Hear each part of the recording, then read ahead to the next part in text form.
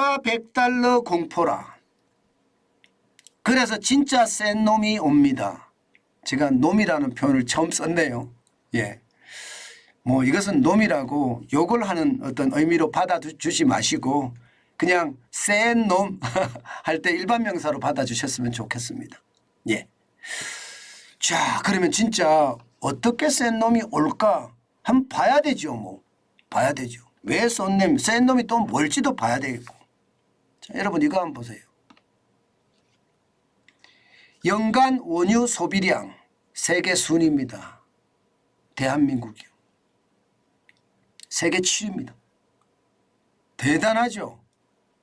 예, 이게 원유 소비량이 세계 7위까지 될 정도면 얼마나 많이 우리가 원유를 소비하는지 여러분들도 이제 아셨을 겁니다.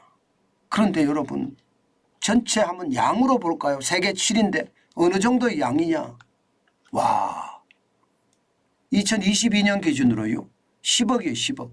10억 4,311만 배럴이에요.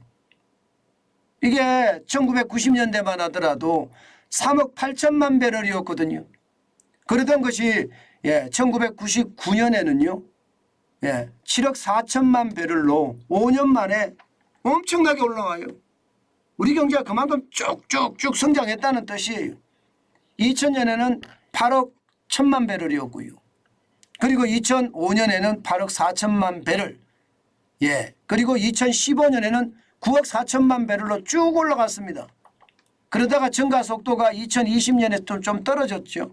실제 2019년 대비 2020년을 보면 원유 소비량이 줄어듭니다. 9억 6천만 배럴이긴 한데요. 이게 많이 줄어든 수치입니다.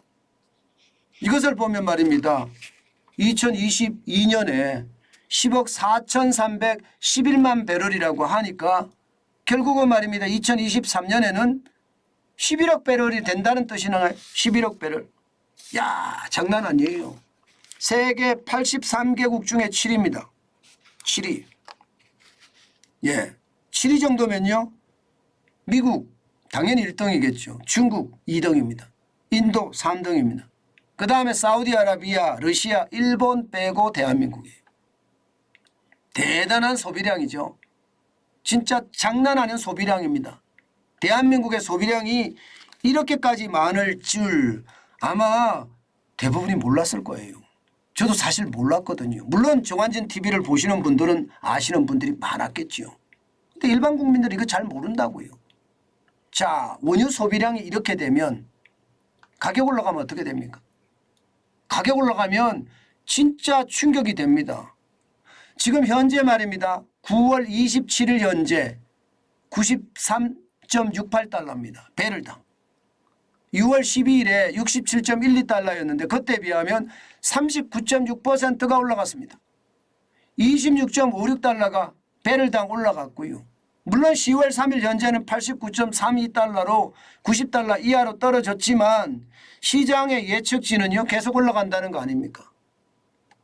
서부 텍사스한 중진유의 가격이 올 연말까지 100달러 아니면 내년 초까지 100달러 이렇게 계속 올라간다는 얘기예요. 이렇게 계속해서 올라가면 우리는 원유를 엄청나게 소비하는데 이 소비하는 것에 대한 부담 어떻게 될까요? 진짜 엄청 부담이 될 거예요. 아마 당장 말입니다. 여러분들도 부담이 되실걸요.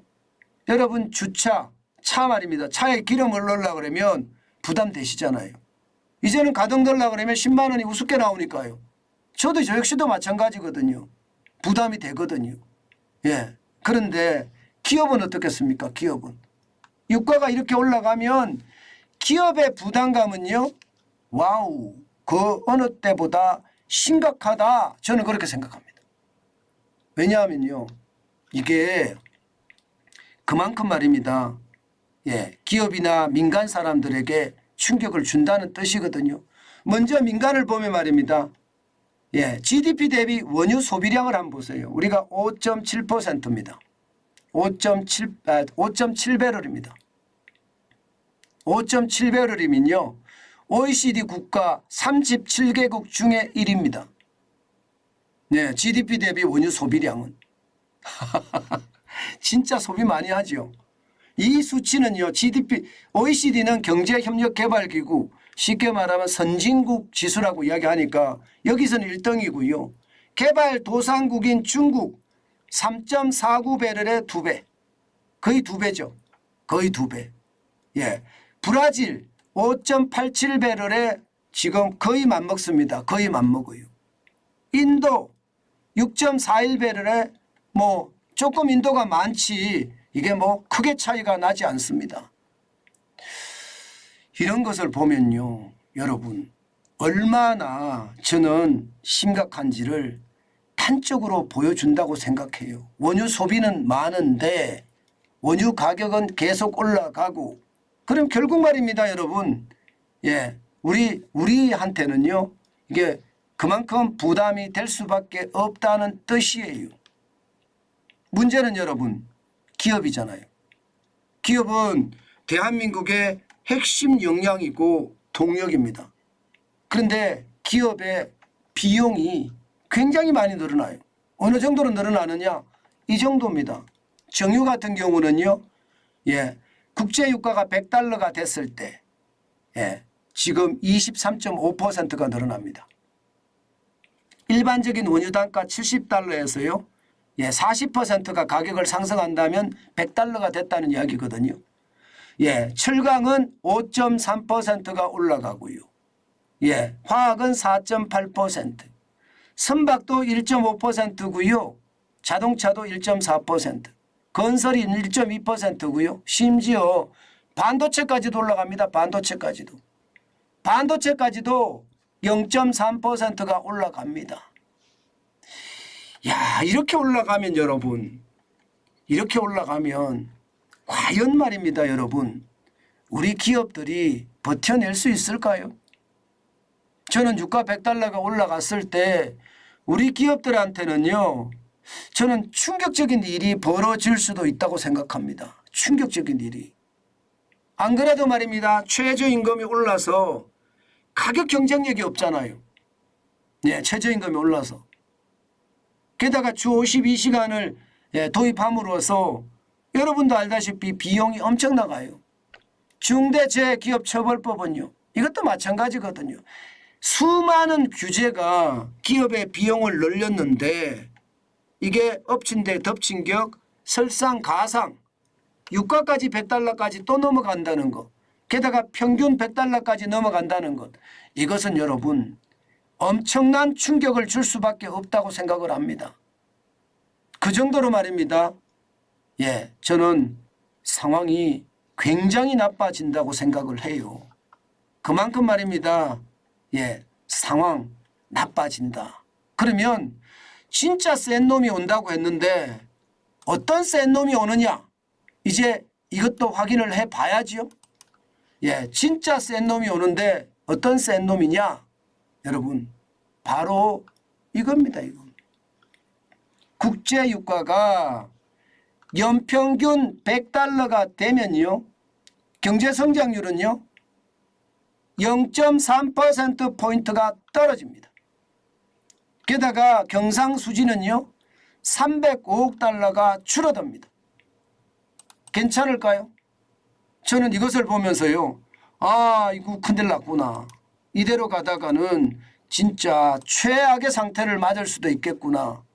저는 그런 생각을 했다니까요. 진짜 장난 아니잖아요. 그죠? 경제성장률이 100달러가 되면 0.3%포인트가 빠지고 경상수지가 지금 200억 달러도 못 내고 있는데 올해 200억 달러를 예상하지도 안 하고 있어요. 올해 예상하지도 안 하고 있다고요. 200억 달러 간다는 건 좀 어렵지 않나 이렇게 생각을 하는데 경상수지가 305억 달러로 줄어든다는 것을 보면 말입니다. 결국 말입니다. 예, 최악의 상태가 올 수도 있다 이런 얘기가 되는 겁니다. 최악의 상태가 올 수도 있다. 저는 그래서 센 놈이 온다는 거예요. 센 놈. 이게 물가도 물가죠. 물가도 물가지만 물가도 올라갈 거예요. 물가가 안 떨어질 겁니다. 예, 물가도 물가지만 예, 지금 성장률은 세계 투자은행들이 얘기하는 것처럼 올해 1.4%, 1.5% 성장하는 것이 아니라 뭐 1.1%까지 뚝 떨어질 수도 있다는 것. 그게 현실이 될 수 있다는 것. 예, 이게 센 놈 중에 센 놈입니다. 그만큼 말입니다, 여러분. 경제 성장이 낮아지면 제가 여러분들에게 계속 말씀드려왔던 대로 L자형의 어떤 침체가 오랫동안 간다는 거예요. L자형이. 더 큰 문제는 여러분, 더 큰 문제는 L자형의 침체가 오래 가면 경제적 고통이 커지는데 저성장까지 따라오잖아요. 게다가 유가가 올라가면 소비자 물가가 올라갑니다. 스태그플레이션의 위험이 있는 거예요. 예, 저성장 고물가의 위험이 굉장히 커지는 겁니다. 저는 이런 것을 보면서요. 야, 참 시장 요즘 같을 때는 살얼음판이구나. 저는 그런 생각을 진짜 많이 합니다. 자칫 잘못하다가는요.